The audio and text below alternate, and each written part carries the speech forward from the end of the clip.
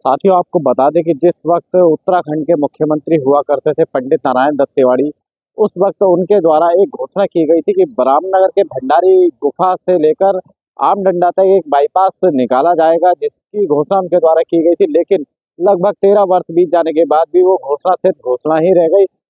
इसको संबंधित विभाग की लापरवाही कहें या फिर जनप्रतिनिधियों की कमी, इसके लिए आगे आप देखिए पूरी रिपोर्ट। रामनगर में स्वीकृति के बाद भी बाईपास लेन के साथ ही कोसी नदी पर तटबंध का निर्माण नहीं हो पाया है। जिम्मेदार इसे लेकर वन विभाग हाथी कॉरिडोर का हवाला दे रहे हैं। पूर्व मुख्यमंत्री नारायण दत्त तिवारी ने अपने कार्यकाल में घोषणा की थी कि 2 लेन बाईपास बनाया जाएगा, जो तटबंध का कार्य भी करेगा। इसी दौरान साल 2012 में रामनगर में कोसी बैराज से भरतपुरी पंपापुरी होते हुए आमडंडा तक कोसी नदी पर तटबंध 2 लेन बाईपास निर्माण कार्य की घोषणा की थी। ये बाईपास लगभग 3.5 किलोमीटर का बनना था, मगर घोषणा के 11 साल बाद भी आज तक इस बाईपास का निर्माण नहीं हो पाया है। इस मामले में उत्तराखंड राज्य आंदोलनकारी एवं उत्तराखंड परिवर्तन पार्टी के केंद्रीय महासचिव प्रभात ध्यानी ने भाजपा और कांग्रेस दोनों को ही विकास विरोधी बताया है। उन्होंने कहा कि उक्त मांग को लेकर यहां के लोग कई बार सरकारों पर दबाव बना चुके हैं। उन्होंने कहा कि कोसी नदी पर तटबंध और बाईपास बनाना बहुत ज़रूरी है, जिससे नदी से कटाव होने के कारण लोगों के मकानों को खतरा उत्पन्न हो रहा है, वो नहीं होगा। उन्होंने कहा अगर बाईपास और तटबंध का निर्माण होता है तो जनता को इसका लाभ मिलेगा। उन्होंने कहा लगातार देखा जा रहा है कि प्रदेश में विकास कार्यों को लेकर वन विभाग के अधिकारियों की ओर से लगातार अड़ंगा लगाया जा रहा है, जो कि प्रदेश हित में ठीक नहीं है। रामनगर को शहर को जैसे जिस जगह विकास हो रहा है, इसको जरूरत है कि यहाँ पर एक बाईपास का निर्माण भी हो और कोसी जो नदी है उससे बचाव भी हो। तो इसके लिए समय समय पर लोगों ने सरकार पर दबाव बनाया।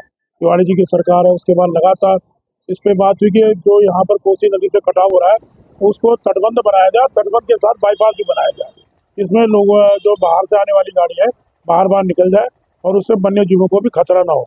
लेकिन दुर्भाग्य है कि वन विभाग और हमेशा हर कार्य विकास के कार्यों में थोड़ा अटका रहा है, जिसके कारण विकास के कार्य नहीं हो पा रहे। मामले में लोक निर्माण विभाग के अधिशासी अभियंता रविंद्र कुमार ने बताया कि पूर्व मुख्यमंत्री की उक्त घोषणा के बाद साल 2015 में इसकी स्वीकृति भी मिल गई थी।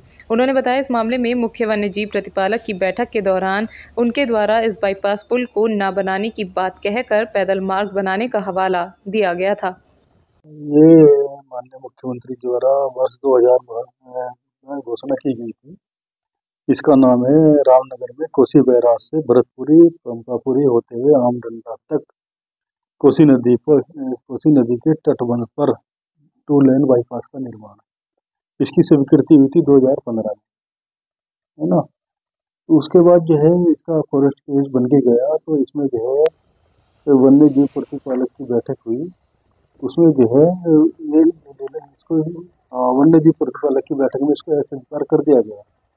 उनके द्वारा यह क्या थी, अगर ये बनाना है तो पैदल मार्ग पर विचार किया जा सकता है।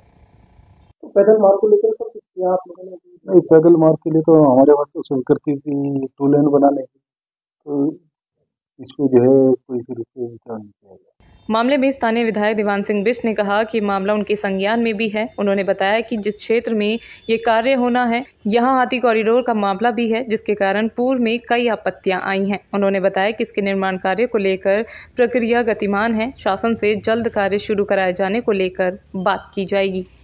समय था ये कि माननीय नारायण तिवारी जी की घोषणा थी, लेकिन क्योंकि एक तो फॉरेस्ट की लैंड है, दूसरा उसमें शायद हाथी कॉरिडोर का भी कुछ उसमें मसला है, तो जिसके कारण उसमें आपत्तियां हैं। लेकिन वो वैसे जो घोषणा के आधार पर वो कार्रवाई जो पत्रावली है वो तो बड़ी हुई है, लेकिन जहाँ तक मैंने कहा ना कि उसमें कॉर्बेट का भी कुछ इशू है, तो उसमें थोड़ा दिक्कत है। उसे देखते हैं क्या हो रहा है।